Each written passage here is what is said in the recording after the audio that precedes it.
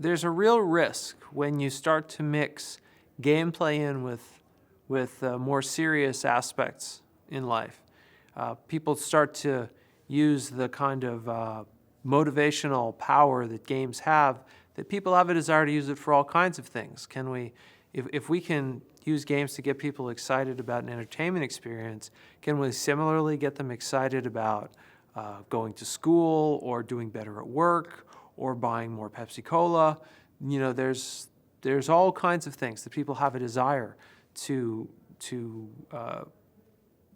use these mechanics for. And there are times and places where that can work really well. The thing that the world is learning is that, hey, game design is hard. It is not an easy thing to do.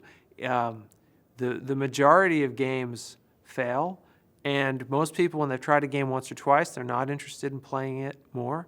It's the rare game that people get excited about and continue to stick with and stay with.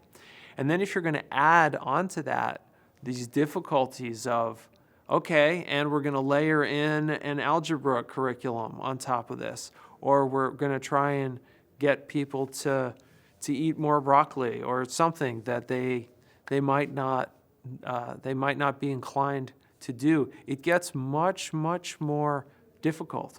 And part of the deal with games is you can walk away at any time. It's not obligatory. You can just up and leave. And games that come across as inauthentic, when they can see through it and say, wait a second, this thing's just trying to manipulate me to do something I don't really want to do, that falls apart on you. And there's all kinds of other psychology that falls apart as well. It seems intuitive that if I take something that I like doing and I add reward structures onto it, well, that will make it better. But that's often not the case. Often it actually makes it worse.